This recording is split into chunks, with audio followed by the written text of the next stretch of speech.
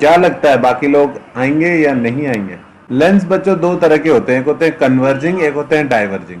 ठीक है, just like mirrors, mirrors भी दो तरह के थे, कन्वर्जिंग एंड डाइवर्जिंग, है ना। जो कन्वर्जिंग लेंस होते हैं वो पीछे से आती हुई लाइट को आगे के पॉइंट पर फोकस कर देते हैं। अगर लाइट पैरेलल है तो कन्वर्जिंग रेस लेंस क्या करते हैं, पीछे से जो लाइट आ रही हो उसको आगे के किसी पॉइंट पर फोकस कर देते हैं। तो ये है फोकस, ठीक है, और ये है 2f। मैंने बताया था लेंस में फोकस रेडियस ऑफ कर्वेचर का हाफ नहीं होता। ओके, अगर लाइट इन्फिनिटी से आ रही है, मतलब ऑब्जेक्ट कहां पे रखा है, इन्फिनिटी पे, तो वो कहां पे मिल जाएगी रेज, फोकस पे। ठीक है, कन्वर्जिंग लेंस की फोकल लेंथ जो होती है वो पॉजिटिव बोली जाएगी। क्यों? क्योंकि जिस तरफ से लाइट आती है हम उस तरफ को नेगेटिव लेते हैं। अगर इधर नेगेटिव है तो इस तरफ पॉजिटिव होगा। ओके, और फोकस इस तरफ हो रही है, रेस पीछे से आके ऐसे फोकस हो रही है, तो हम फोकल लेंथ क्या बोलेंगे, पॉजिटिव। तो फर्स्ट केस आपको समझ में आना चाहिए, अगर ऑब्जेक्ट कहां पे है, माइनस इन्फिनिटी पे, इमेज कहां पर होगी, फोकस पे हो रहा है। ओके, सेकंड केस कौन सा लेंगे हम, ये फोकस, ये 2f, ये f। दूसरा केस में हमने ऑब्जेक्ट को रख दिया लेट्स से यहां पर बियॉन्ड 2f, तो एक रे कौन सी बनानी है, पैरेलल टू प्रिंसिपल एक्सिस, वो किससे पास कराएंगे, फोकस से, और दूसरी रे ऑप्टिकल सेंटर से, और वो एज इट इज पास करा देंगे। तो इमेज कहां पर बनेगी, बिटवीन f एंड 2f। ठीक है, this is the case where u is less than minus 2f and v will be between f and 2f। ठीक है, तीसरे केस में क्या होगा, let's keep the object at 2f distance। ठीक है, 2f distance, मतलब ये एक्सरसाइज आपको इतने अच्छे से आनी चाहिए कि एग्जाम में आपको ड्रॉ ना करना पड़े, क्योंकि अगर एग्जाम में ड्रॉ करना पड़ गया तो बहुत टाइम लग जाएगा। ओके, तो you should practice this one at least 2-3 times कि तुम इसको पूरा ऑल 6 फिगर्स बना पाओ। अगर ऑब्जेक्ट को 2f पे रखा तो इमेज कहां पर बनेगी, 2f पे। इफ u इज माइनस 2f देन v इज प्लस 2f। फटाफट ड्रॉ करते जाओ, एक बार तो अभी की अभी प्रैक्टिस हो जाएगी। तुमको म्यूजिक सुनाई दे रहा है मेरे घर से? वो मेरी बेटी की कार है जिसमें म्यूजिक है। ऑब्जेक्ट को और आगे लाए तो इमेज कहां पे बनेगी, मतलब लोगों को ये याद करना लगता है, उन्हें लगता है कि हमें याद करना पड़ेगा। असल में आप ऑब्जेक्ट को आगे लाते जा रहे हो और इमेज और दूर जाती जा रही है, मतलब उसमें कुछ याद करने का नहीं है। समझ रहे हो?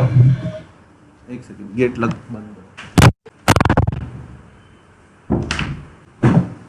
ओके, मतलब सीरियसली इसमें कुछ याद करने का नहीं है। ऑब्जेक्ट इन्फिनिटी पे है तो इमेज फोकस पे है, और फाइनली जब ऑब्जेक्ट आगे बढ़ाते बढ़ाते फोकस पे आ जाएगा तो इमेज इन्फिनिटी पे चली जाएगी। अगर लॉजिक समझ में आ जाए तो कुछ भी याद करने का नहीं है, बड़े आराम से you can think about all this. Next case कौन सा हो जाएगा, ऑब्जेक्ट को और आगे लेके आए, फोकस पे ले आए। जब ऑब्जेक्ट को फोकस पे ले आए तो एक रे जो पैरेलल आई वो फोकस से पास हो गई, और दूसरी रे जो ऑप्टिकल सेंटर से पास हुई वो भी ऐसी चली गई। इस केस में ये दोनों रेस कभी मीट नहीं करेंगी। कभी मीट नहीं करेंगी तो हम बोल सकते हैं कि ये कहां पर, image is at infinity. Okay, ठीक है। और लास्ट केस इसका सबसे इंपॉर्टेंट है। Last case is also the case of simple microscope. जब ऑब्जेक्ट को हम कहां रख देंगे और क्लोज लाएंगे तो कहां आ जाएगा, it will be between focus and the lens. उस केस में क्या होगा, जो रे पैरेलल जाएगी वो फोकस से पास करा दी, और जो रे ऑप्टिकल सेंटर से जाएगी वो ऐसी चली गई। These two rays will never meet, not even at infinity, they will never meet. अगर यहां से कोई इनको देख रहा है तो they will appear to be coming from this point। समझ में आई बात? तो this is the only case जहां पर इमेज कैसी बनेगी, virtual. Okay, this is a virtual image. Okay, बाकी सारे केसेस में रियल इमेज थी, सिर्फ इसमें वर्चुअल इमेज है। तो you should be that good at it कि तुम्हें ये फिगर्स बनानी ना पड़े कभी। और उसका एक ही सॉल्यूशन है कि तुम अभी बना के देख लो, ठीक है।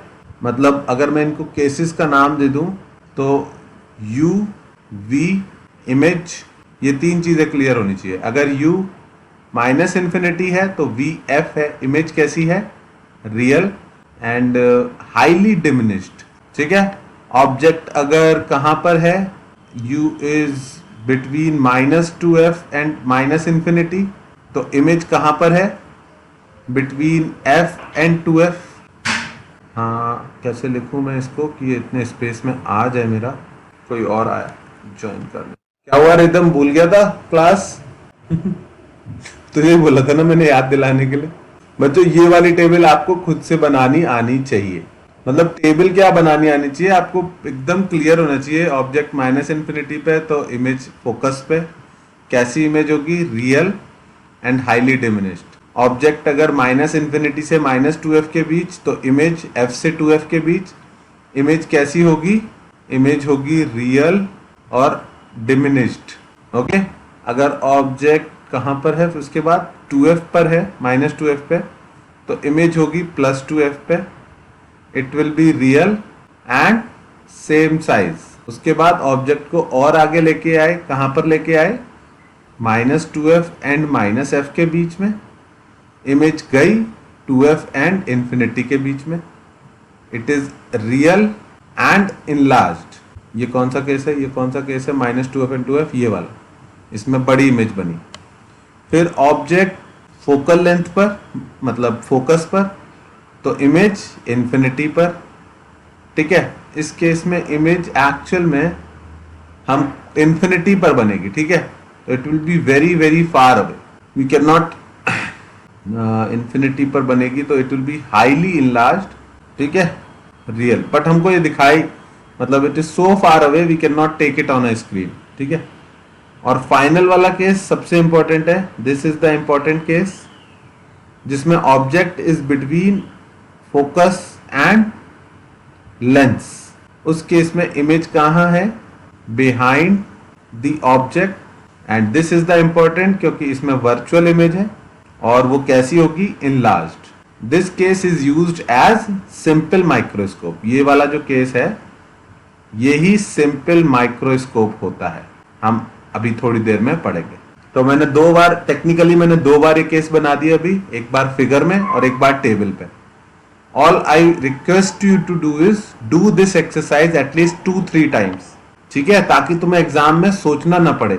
This is a sure way to know कि तुमने क्वेश्चन ठीक किया है या नहीं किया, क्योंकि ऑप्शन सारे एक जैसे होंगे, पर अगर तुम्हें ये टेबल याद है, याद मतलब तुम्हें इसकी समझ है, तो तुम हमेशा दो ऑप्शन तो एलिमिनेट ही कर दोगे और बाकी दो में से भी क्रॉस चेक हो जाएगा कि कौन सा होना चाहिए, ओके।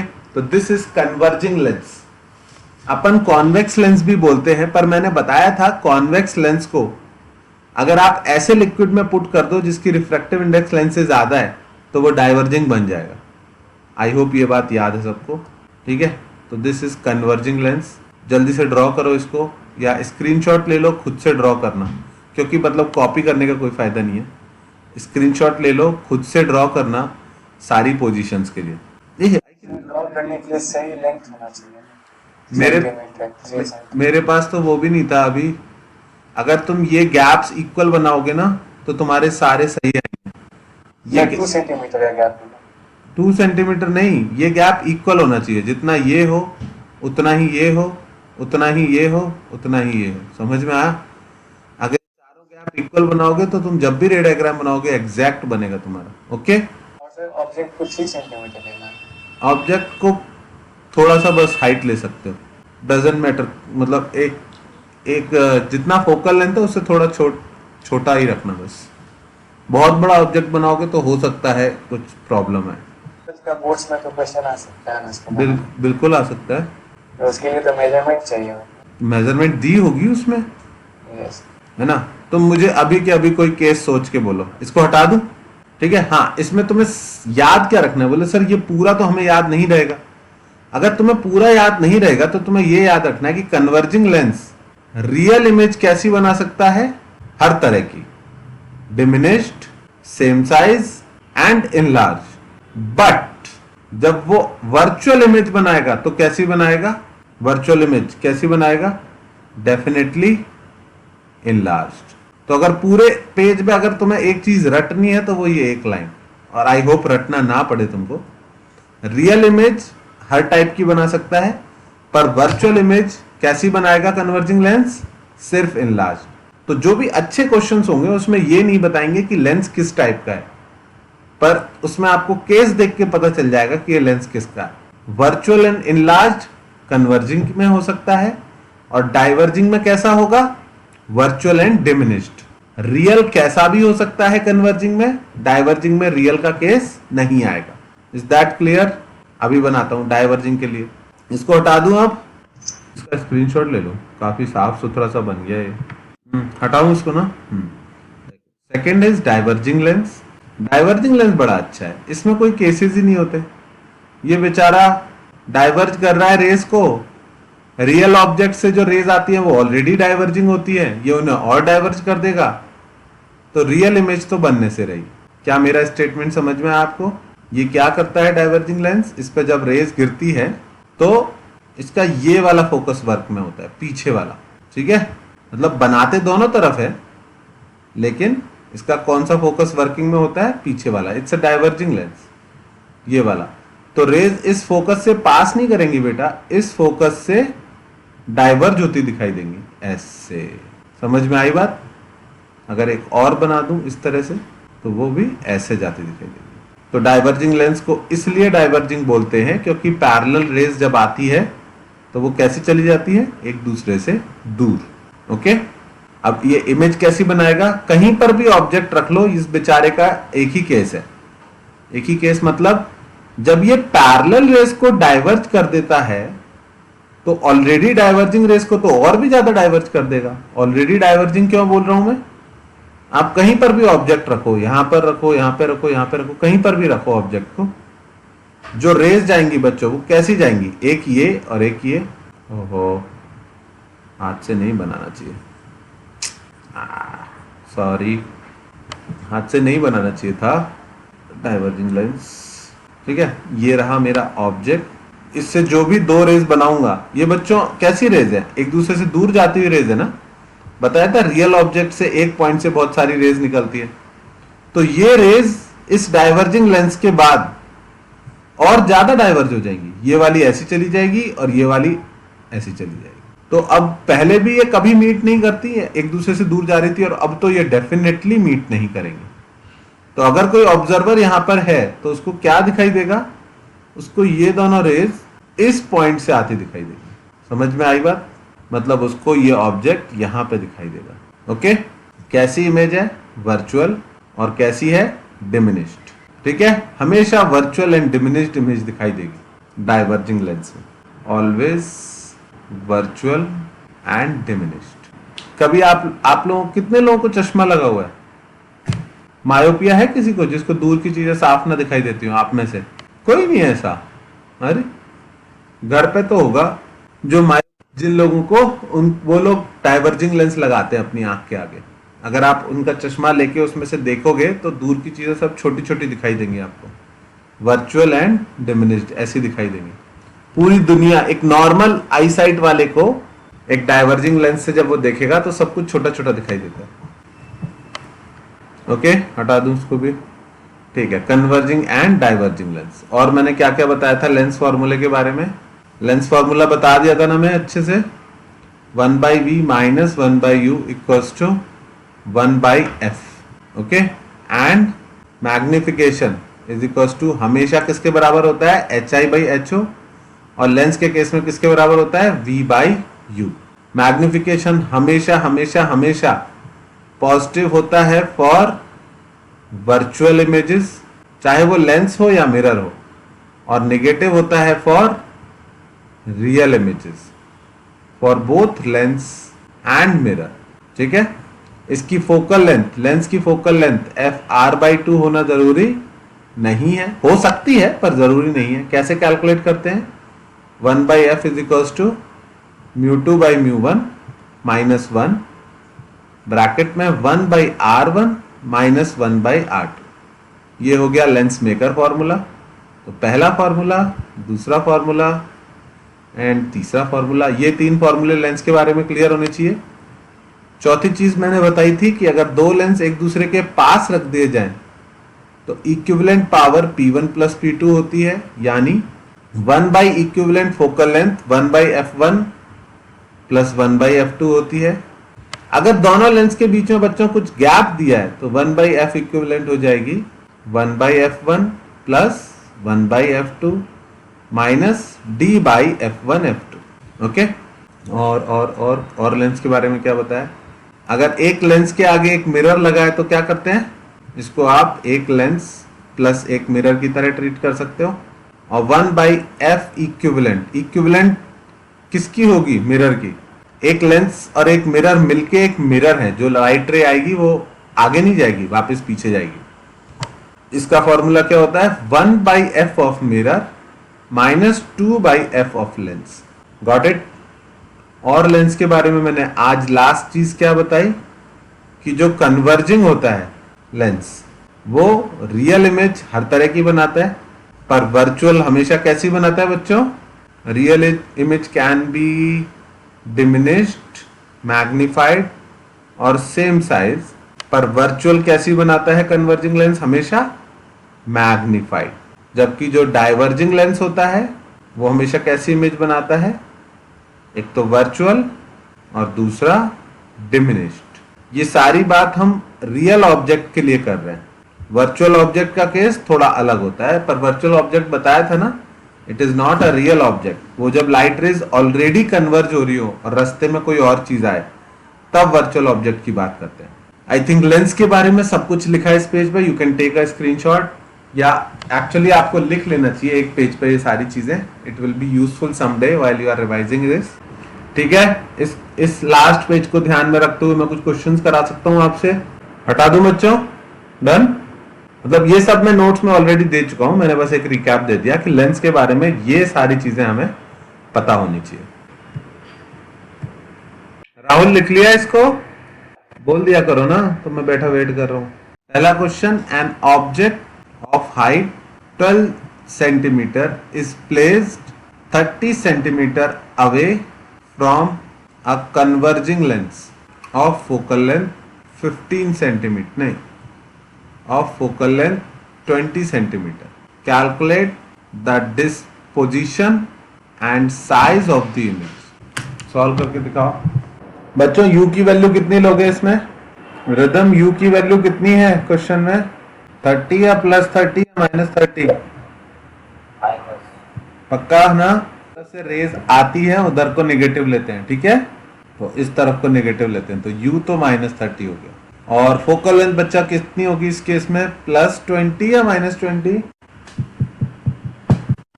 बोलो। मेरे ख्याल से -20 देंगे। नहीं, देख इसमें अगर रेज इधर से आएंगी पैरेलल तो क्या इधर की तरफ कन्वर्ज होंगी या इधर की तरफ होंगी?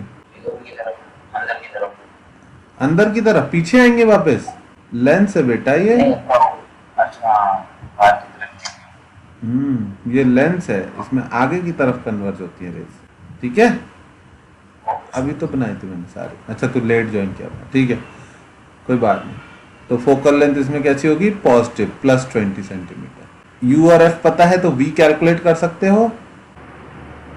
किसी का आया और मैच किया? मेरा 60 सेंटीमीटर आया, वेरी गुड। दूसरा फॉर्मूला कौन सा यूज करेंगे? मैग्निफिकेशन का। मैग्निफिकेशन क्या होता है? HI/HO। लेंस फॉर्मूले में यहां पे माइनस आता है तो मैग्निफिकेशन में प्लस आता है, V/U। इसमें सारी वैल्यूज पुट करो। हाइट ऑफ इमेज कैलकुलेट करनी है, हाइट ऑफ ऑब्जेक्ट 12 दिया है, इज इक्वल्स टू V कितना है? 60 और U कितना है? -30। तो हाइट ऑफ इमेज आया -24 सेंटीमीटर। -24 का क्या मतलब है कि जो फाइनल इमेज है वो नीचे बनेगी, यानी उल्टी बनेगी। यहाँ माइनस का मतलब ये है, ओके।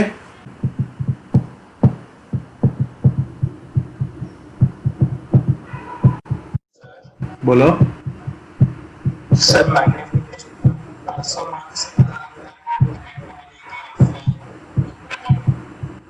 हाँ देखो, अगर HI और H हो दोनों सेम डायरेक्शन में है तो मैग्निफिकेशन पॉजिटिव आएगा, और दोनों ऊपर नीचे हैं तो मैग्निफिकेशन निगेटिव आएगा।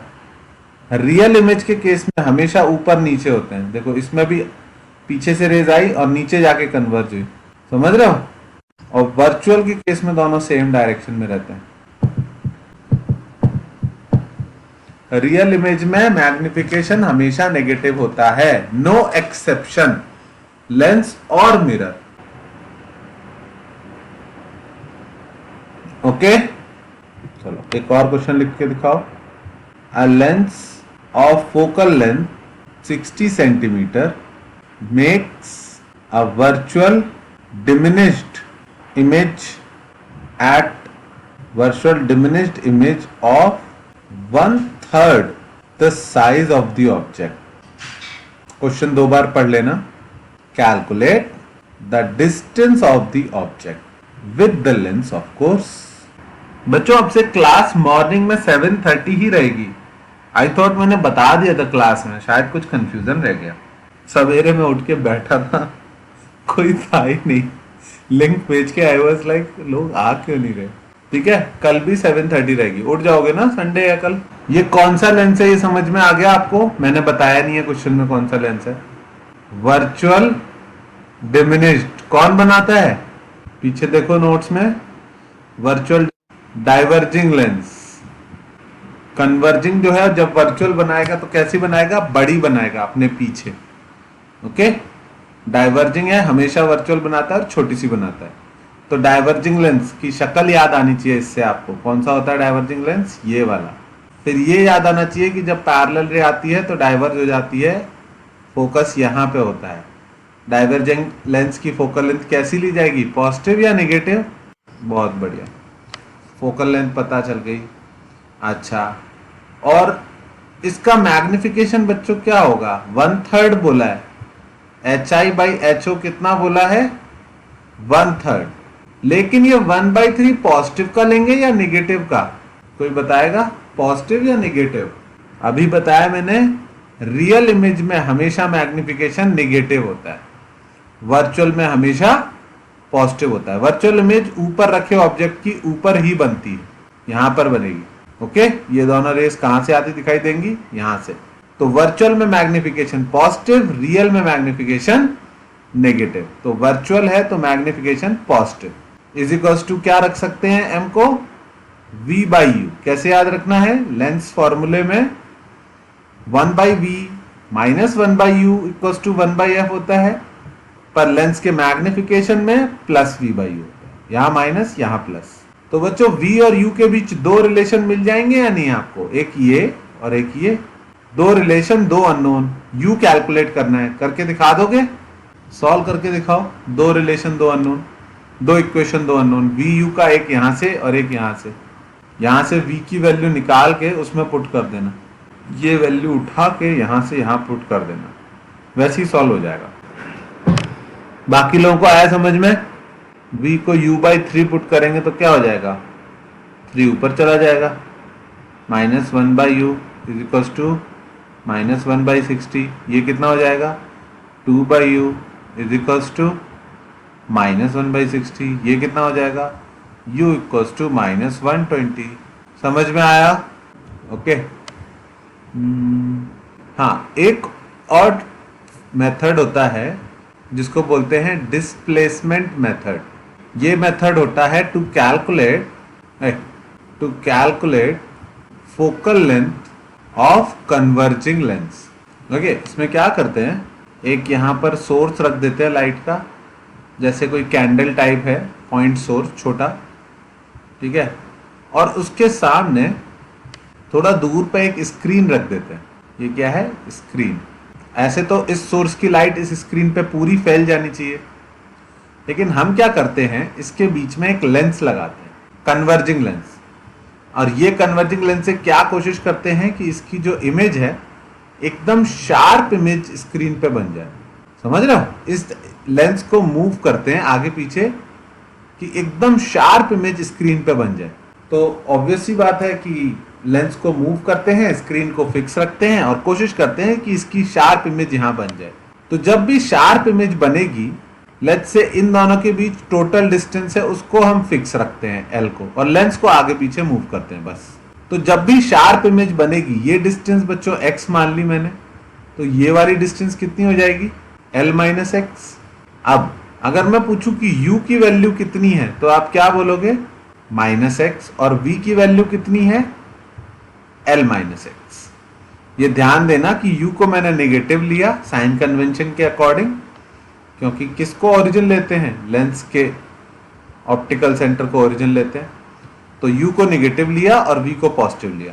और अगर ये इमेज यहाँ पे सच में बन रही है और इसकी फोकल लेंथ f है, तो this thing should satisfy 1 by v minus 1 by u equals to 1 by f।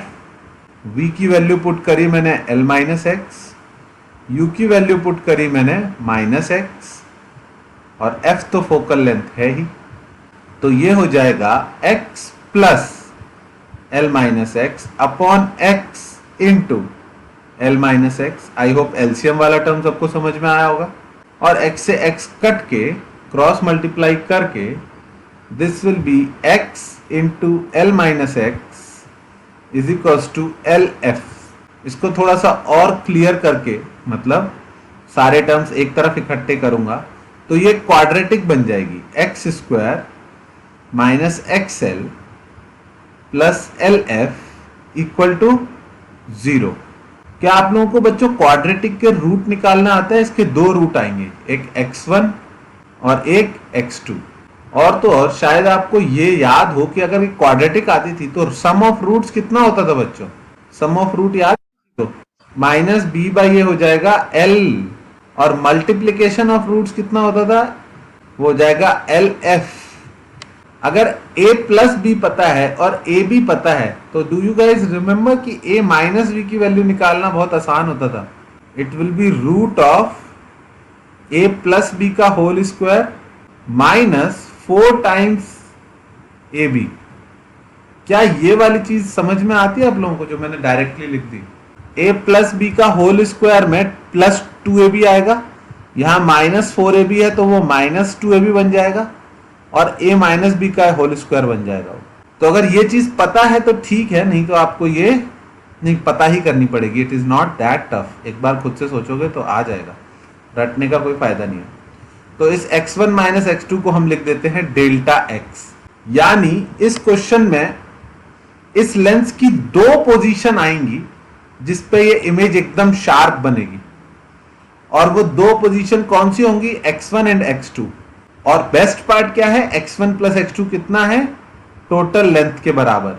यानी अगर टोटल लेंथ 100 सेंटीमीटर है और लेंस को 20 सेंटीमीटर पे रखने पे शार्प इमेज बनी, तो अगली बार लेंस को 80 सेंटीमीटर पे रखने पे भी शार्प इमेज बनेगी। क्या ये बात समझ में आई? तो अपने को उससे उतना कुछ खास मतलब नहीं है, हमको मतलब इससे है कि लेंस की दो अलग अलग पोजीशन पर इमेज बनेगी शार्प, एक बार इधर एक बार इधर। क्वेश्चन में हम लेंस को शिफ्ट करते हैं और देखते हैं कितना शिफ्ट करना पड़ा, मतलब डेल्टा एक्स कितना शिफ्ट करना पड़ा to get the two images, और डेल्टा एक्स गिवन होता है। तो यहां पर देखना डेल्टा एक्स की वैल्यू आ रही है x1 प्लस x2 कितना हो जाएगा, L square minus x1 x2 कितना हो जाएगा, 4LF। So this is an important formula, delta x की वैल्यू इतनी। मैं इसको अलग से लिख दूं, कहीं कहां पे लिखूं, यहां पे लिख देता हूं कि क्वेश्चन में दिया होगा लेंस को 20 सेंटीमीटर से मूव करने पर 2 बार शार्प इमेज बनी, तो आप लेंथ बताइए, एफ बताइए, कुछ भी पूछा जा सकता है। तो formula is delta x is equals to under root L square minus 4LF। अगर क्वेश्चन में लेंथ गिवन हो टोटल और डेल्टा एक्स गिवन हो, तो क्या आप एफ कैलकुलेट कर लोगे? कुछ लोग उसका भी फॉर्मूला डिराइव कर लेते हैं, वो आ जाएगा F is equals to L square minus delta x का स्क्वायर अपॉन 4L। पर मुझे ये बिल्कुल पसंद नहीं है, तो आई वुड रैदर से कि तुम यही याद रखो, क्योंकि अगर फंस जाओगे तो कल को इस तक डेरिवेशन कर सकते हो, उतना टफ नहीं है। यहां पर वैल्यू पुट करी, इस क्वाड्रेटिक के रूट्स निकाले और फटाफट लिख दिया, ठीक है। और हो सके तो इसको याद रखना कि डेल्टा एक्स की वैल्यू कितनी आती है, एल स्क्वायर माइनस 4LF का रूट। इनमें से कोई एक दो चीजें गिवन होंगी, तीसरी पूछी गई होगी, और बस वो तुम्हें समझ में आना चाहिए। ठीक है, इस पे मैं एक लाइन थ्योरी की बोलूंगा, पहले कैलकुलेशन लिख लो, उसके बाद बोलूंगा। बोलो क्या? हमने माना x डिस्टेंस पे लेंस को रखने से इमेज शार्प बन रही है, और हमने उसकी इक्वेशन बनाई। उस इक्वेशन के दो रूट आए, x1 और x2। तो मतलब लेंस को दो अलग अलग पोजीशन पे रखने पे इमेज शार्प बन रही है। मेरे पास जगह नहीं है, वरना 2 बार डायग्राम बना देता। ओके, 2 बार डायग्राम बनाना चाहिए, एक बार x1 डिस्टेंस पे, एक बार x2 डिस्टेंस पे। ठीक है, वो होता है ना कि लेंथ x डिस्टेंस पे रखने पे इमेज शार्प बन रही है, तो मैंने x डिस्टेंस पे रखा और उसको इमेज को कैलकुलेट करने की कोशिश करी, तो x के दो वैल्यूज आ गई, x1 और x2। उनका सम इतना होगा, उनका मल्टीप्लिकेशन इतना होगा, और उनका डिफरेंस इतना होगा। वो हमने क्वाड्रेटिक के पुराने फॉर्मूले यूज कर लिए, x1 प्लस x2, याद है अल्फा प्लस बीटा होता था, alpha plus beta is equal to minus b by a, alpha beta equal to c by. और कुछ लोग तो अल्फा माइनस बीटा भी 10th में ही सिखा देते हैं, हमको तो 10th में ही सिखा दिया था, अल्फा माइनस बीटा इतना आएगा, जो मैंने तीसरी लाइन लिखी। ओके, हटा दूं इसको बच्चों? ठीक है, इस पर कोई घुमा फिरा के नहीं पूछेगा, इस पर स्ट्रेट फॉरवर्ड क्वेश्चन आएगा। डिस्प्लेसमेंट मेथड से हमें फोकल लेंथ कैलकुलेट करनी थी, लेंस को इतने सेंटीमीटर से खिसकाया तो बताओ, और टोटल लेंथ इतनी है तो बताओ फोकल लेंथ कितनी होगी। ओके, इसमें कोई घुमा फिरा के नहीं पूछेगा। प्लीज इसका डेरिवेशन एक बार कर लेना। Okay, it's very very important, क्योंकि इस पर घुमा फिरा के नहीं पूछ सकते, डायरेक्ट फॉर्मूला बेस्ड पूछे। 10:30 हो रहा है, तो मैं कुछ इंपॉर्टेंट चीज बता दूं। हाँ, कुछ ऐसा जिसमें दिमाग न चलाना पड़े, जैसे कि ह्यूमन आई क्या होता है। तो ये तो सबको पता ही है, ह्यूमन आई क्या होता है। तुम तो बायोलॉजी के स्टूडेंट हो कई सारे। कौन कौन है इसमें जेई का? 2 जेई के है ना, ओह एक ही है बायोलॉजी का। तो ह्यूमन आई बच्चों, ह्यूमन आई तो एक्चुअली मुझे भी उतना ही याद है जितना तुम्हें याद है, मतलब जो थोड़ा बहुत पढ़ा था क्लास 10th में। ऐसी कुछ शेप होती है, यहाँ पर एक लेंस होता है। जो अपने काम की चीजें हैं वो ये कि जो लेंस होता है वो सिलियरी मसल से कनेक्टेड होता है। किनसे कनेक्टेड होता है? Ciliary muscles.